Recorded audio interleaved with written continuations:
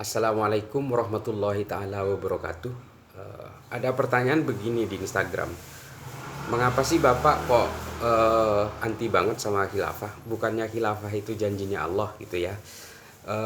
Ini kalau saya tulis mungkin akan sangat panjang lebar sekali gitu.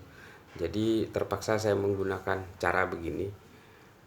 Yang perlu kita ketahui adalah bahwa khilafah terakhir itu adalah pada tahun 1924 di Turki.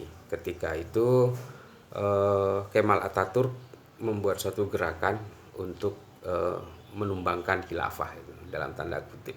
Artinya apa? Kalau memang khilafah itu janjinya Allah, seberapa hebat antara Allah dengan Kemal Atatürk? Kok janjinya Allah begitu gampangnya dipatahkan oleh Kemal Atatürk? Itu yang pertama. Kemudian yang kedua, sejak itu kemudian ideologi khilafah tidak lagi dipakai di banyak negara di dunia. Negara-negara tidak lagi ada yang memakai ideologi tersebut. Artinya apa? Ideologi khilafah itu kemudian menjadi sebuah ideologi yang gagal. Seperti halnya fasisme di Italia, seperti halnya Nazi di Jerman, dan juga komunisme yang juga sekarang sedang sekarat. Artinya apa? Tidak akan ada janji Allah yang gagal. Janji Allah yang belum terlaksana, iya. Tapi janji Allah tidak mungkin ada yang gagal. Khilafah gagal. Itu yang kedua.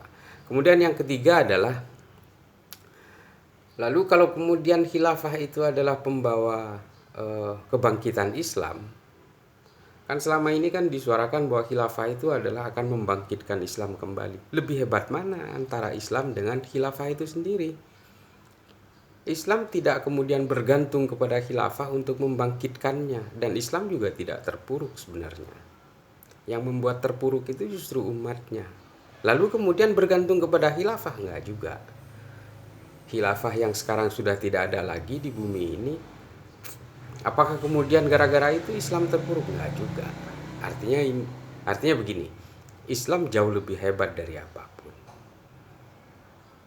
Kemudian yang keempat menurut saya adalah, kalau kemudian khilafah itu dianggap sebagai janjinya Allah gitu ya, lalu sejak kapan Hizbut Tahrir mendapatkan endorsement dari Allah untuk mewujudkan janjinya itu?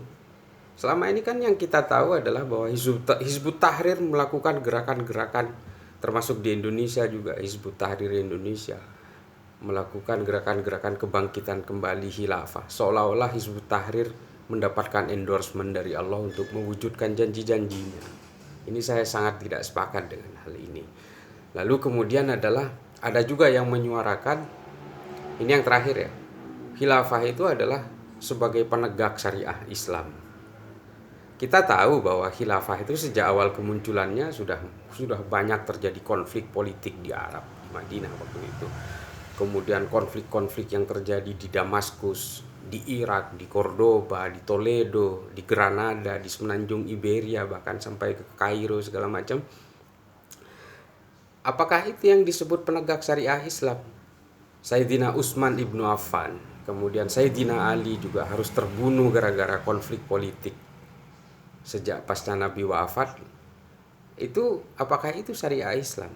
Apakah itu pembunuhan-pembunuhan itu yang menjadi tegaknya syariah Islam? Saya meragukan itu. Itulah mengapa saya menentang khilafah.